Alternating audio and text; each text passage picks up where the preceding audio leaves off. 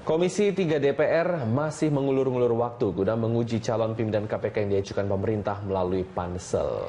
Menanggapi hal ini, Presiden Joko Widodo berharap DPR menjalankan tugasnya sesuai undang-undang. Jokowi mengatakan pemerintah sudah melaksanakan tugas dengan melakukan proses seleksi. Proses itu didelegasikan kepada panitia seleksi independen agar menghasilkan calon pimpinan yang independen. Sementara itu, Jokowi tidak ingin berandai-andai jika Komisi 3 mengembalikan beberapa nama yang diajukan. Dia juga meminta semua pihak untuk menunggu keputusan dari Komisi 3 DPR. Komisi 3 rencananya baru akan memutuskan soal kelanjutan proses uji 8 capim KPK pekan depan. Pleno Komisi 3 DPR RI saya membentuk pansel. Pansel kan sudah memilih. Kemudian kita juga sudah menyampaikan ke DPR. Itu tugas kita itu. DPR jika ada calon dari jaksa bagaimana? Dan saya mendengar bahwa memang Komisi 3 sudah akan memutuskan. Yang saya dengar loh. Dan menurut undang-undang memang DPR memilih 5 dari 10 nama yang diajukan. Itu aturan undang-undangnya kan seperti itu. Apanya? Ya jangan tanya ke saya, tanya ke pleno sana. Kalau nanti Komisi 3 komunikasi seperti apa sih, Pak? Kemungkinan tidak mengambil 5 karena ada salah satu. Ya sabar, belum diputuskan kamu sudah kalau.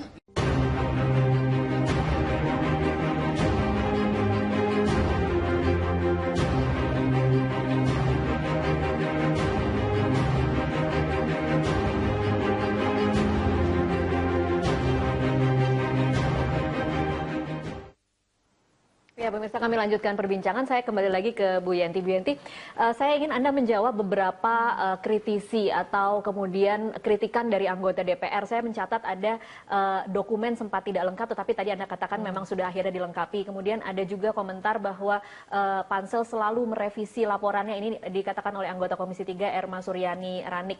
Kemudian Pak Masinton Pasaribu mengatakan dia mempermasalahkan perpanjangan masa pendaftaran yang semula 14 hari.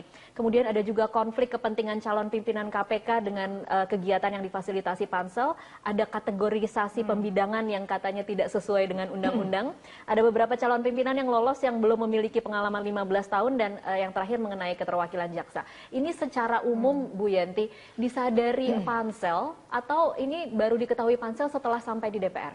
Bukan ya, bahwa kita revisi karena kita kan tidak menyerahkan lampirannya, tapi kita menyerahkan laporannya, kita laporkan saja. Karena dia minta lagi kita tambahkan gitu. Jadi kita ada beberapa yang memang kita tidak akan memberikan tadinya.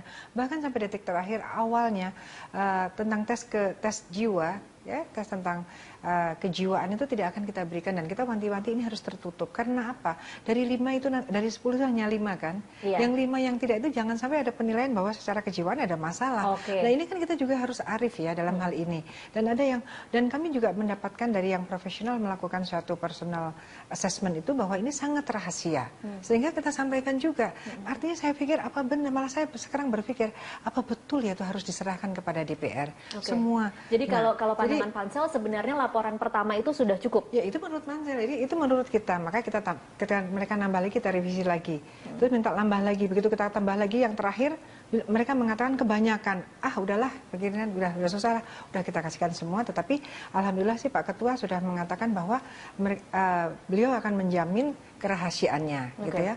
Kalau yang lain-lain saya kira ya itulah pansel yang kita lakukan seperti itu, bahwa kurang 15 tahun ya itu nanti di dalam fit and proper test itulah sebenarnya di sanalah ranahnya, bukan langsung menunda-nunda. Karena kita harus berbicara, sudahlah apa yang dikritisi itu, saya juga udah bosan bicara tentang itu ya.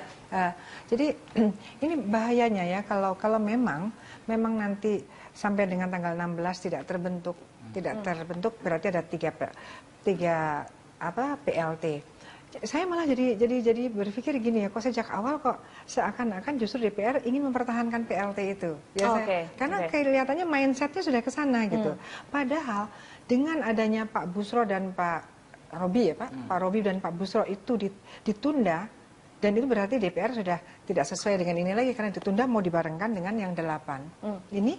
Ini berarti harusnya sejak awal kita berpikir akan lima-limanya. Lah ini kok malah jadi terbalik gitu. Ini kan mempermainkan anggaran, mempermainkan perasaan masyarakat dan harapan yang pada akhirnya menimbulkan kecurigaan seperti ini. Jadi kalau sampai misalnya betul-betul harus Presiden kemudian membuat perpu lagi untuk melengkapi 2, misalnya di 5-5-nya itu PLT, Pak. Berarti DPR menyadari tidak bahwa DPR berarti sudah kehilangan kesempatannya untuk bersama-sama membahas tentang pimpinan KPK pimpinan di KPK tersebut karena berdasarkan PLT, berdasarkan perpu. Perpu mau berapa lama? Kalau sudah begini bergulir begini semuanya sudah di Presiden. Ya tidak apa-apa, serahkan semua kepada Presiden. Bahkan ada opsi bahwa kemungkinan panselnya diperpanjang, kemungkinan diganti panselnya, kemungkinan ditolak. Ya, itu dasarnya apa? Kita justru mau bertanya kepada DPR. Dasarnya apa? Jangan apa yang diinginkan DPR itulah yang harus dilaksanakan. Sementara apa yang dilakukan pansel itulah yang salah. Nah ini yang kita enggak. Itu yang kita itu harus perasaan ada. pansel saat ini berarti ya, Bu Yanti. Kita tanyakan ke Pak Arsul. Pak Arsul, kalau saya bisa menangkap dari kesimpulan Bu Yanti tadi, kenapa sih tidak diterima saja kemudian calon-calon yang bermasalah kemudian baru diuji kepatutan dan kelayakan, dan yang tidak sesuai dengan keinginan DPR tinggal ditolak? Mengapa tidak seperti itu? Ya, pertama saya tadinya tidak ingin terlalu berkomentar banyak soal pansel. Cuman karena Bu Yanti telah menempatkan diri sebagai anggota pansel dan pengamat sekaligus, ya saya tanggapi saja gitu ya. Pertama memang pansel yang sekarang, jadi harus saya sampaikan sesuatu yang sebetulnya saya tidak ingin menyampaikan. Pansel yang sekarang ini mungkin karena terlalu banyak menikmati publisitas, disebut sebagai Sri Kandi dan lain sebagainya, ya. Barangkali tidak belajar dari pansel-pansel sebelumnya. Pansel sebelumnya kan tidak masalah gitu loh, ya. Nah, soal delivery ya, soal apa yang harus diserahkan. Nah, kemudian ketika kemudian itu dipermasalahkan, yang ada adalah defense ya. Saya ingin sampaikan misalnya delivery yang pertama ya, yang kemudian menimbulkan kesimpulan termasuk saya. Ini ada calon-calon yang diragukan keterpenuhannya dalam konteks syarat formal yang ada di pasal 29 huruf D ya. Satu contoh misalnya, ada calon ya, dia sudah bekerja di KPK. Nah, tapi kan belum 15 tahun ya. Kemudian penjelasannya hanya yang bersangkutan pernah menjadi ketua serikat pekerja di salah satu perusahaan. Sebelumnya ketua bagian. Ini kan tidak memberikan penjelasan apa-apa. Nah, bagaimana kami hanya menerima dan kemudian langsung menilai? Kami kan juga harus bertanya. Katanya kan pansel ini orang-orang hebat semua, orang profesional, ada akademisi hukumnya. Nah, tetapi kok produknya seperti itu gitu loh. Baru kemudian persoalkan, baru kemudian dilengkapi. Itu sebetulnya masalahnya ya memang ada, harus diakui unsur-unsur ya emosi lah, sebut saja kejengkelan, pansel yang sudah dipersepsikan sedemikian hebat, tetapi delivery pertamanya kok beda banget dengan pansel KY, dengan pansel KPK sebelumnya, dengan katakanlah KY ketika bertindak sebagai pansel untuk calon hakim agung. Baik, Pak Arsul, saya akan kasih kesempatan Bu Yanti untuk menjawab. Bu Yanti silakan. Iya, kami sudah melakukan kita juga mengundang pansel-pansel yang sebelumnya, Pak Arsul. Kita sudah mengundang beberapa pansel-pansel sebelumnya. Kita juga mengadakan, kita sebetulnya banyak yang kita lakukan dan itu transparan dan selalu ada peliputan-peliputan. Artinya apa yang dilakukan itu sudah ada. Bahwa memang memang pada waktu itu kita melihat memang yang bersangkutan 15 tahun terpenuhi, Pak Arsul. Itu menurut penilaian pansel kan bahwa tapi itu tidak tergambarkan, Bu, di dalam laporan Ibu yang pertama. Iya, makanya yang kedua kita lengkapi ya, Pak Arsul. Maka kita lengkapi pada akhirnya kita masukkan, sekarang kita masukkan dengan CV dan lain sebagainya. Kita masukkan semuanya. Sekarang kita Bu Yanti, artinya semuanya. Mungkin diakui bahwa laporan pertama itu memang belum lengkap begitu? Bukan melembab, kita hanya memberikan seperti itu yang seperti dikatakan Pak Arsul. Saya setuju bahwa ternyata yang kita anggap bisa terbaca oleh DPR belum begitu dimengerti, kurang atau tidak bisa dimengerti. Maka setelahnya kemudian kita tambahin lagi, kemudian masih kurang juga. Hari ketiga kita lengkapi lagi, ya Pak Arsul. Nah kemudian hari keempat kita lengkapi lagi, malah too much ya Pak ya. Terlalu berlebihan katanya. Ya udah, makanya udahlah kita ikutin aja. Akhirnya sampai dengan semuanya, semua arsip-arsip itu kita serahkan, walaupun memang kita tidak tahu lagi apakah betul ya, karena itu tadinya kita berpikir gini Pak Arsul, apakah memang arsip-arsip yang ada di dalam pansel itu menjadi milik Presiden atau Seknek, ataukah memang harus dikirimkan semuanya kepada DPR? Nah itu juga menjadi pertimbangan kami beberapa hari itu. Oke, baik Pak Arsul. Ya, saya kira kalau persoalan pansel sebetulnya bagi saya ya, bagi fraksi P3 sudah selesai. Karena itulah kami berpendapat dalam rapat tadi malam itu agar fit and proper test itu dilanjutkan. Namun kan seperti yang saya sampaikan tadi, ketika masih ada yang berpendapat bahwa ini tidak memenuhi syarat, harus dikembalikan kepada Presiden, ya kami hormati. Nah akhirnya karena memang rapatnya juga cukup seru ya tadi malam itu. Nah akhirnya memang Pak Aziz Samsudin secara bijaksana mengatakan sudah kita dinginkan dulu, masing-masing berkonsultasi, toh masih ada waktu, walaupun terkesan menjadi lebih lama prosesnya. Baik. Pak Arsul, ini kalau kemudian disimpulkan terakhir tadi malam itu perdebatannya lebih kepada proses seleksi yang dilakukan pansel atau kepada calon-calon yang dianggap kurang memenuhi syarat, yang mana yang sebenarnya lebih berat? Ya, jadi kan seperti ini, tetap kan ada teman-teman dari fraksi lain yang berpendapat, misalnya itu tadi, yang berpendapat karena tidak ada unsur jaksa, maka ini ada cacat yuridis. Karena pansel bekerja lebih dari 14 hari, ini juga cacat yuridis. Kan ini pendapat, keyakinan mereka, ya.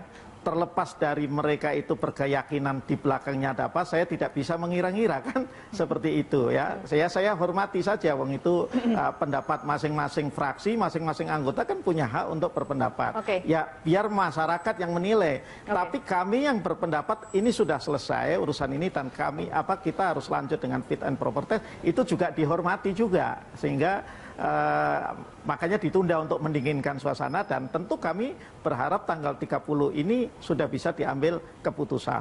Oke, baik. Saya ke Pak Haryono dulu. Pak Haryono, sebelum break, masalah kriteria 15 tahun di bidangnya, kemudian sarjana hukum, itu seberapa penting sebenarnya? Kalau dari sisi pekerjaan, tadi saya katakan, staf di KPK itu sudah sangat kuat sekali gitu ya. Nah, mereka sudah berpengalaman, ada yang sampai 8 tahun, ada yang 4 tahun, ada 5 tahun, dan sebagainya. Jadi dari segi substansi tidak jadi masalah. Cuman memang dari kalimat di pasal 29 huruf D kecil itu memang eksplisit menyebutkan demikian. Itu. Nah silakan sajalah bagi anggota DPR untuk pemikiran apakah bagaimana nantinya. Tapi yang paling penting, ini yang kita harapkan. Kita mengharapkan agar nanti tanggal 18 itu tidak ada lagi PLT. Sudah betul-betul ada yang definitif.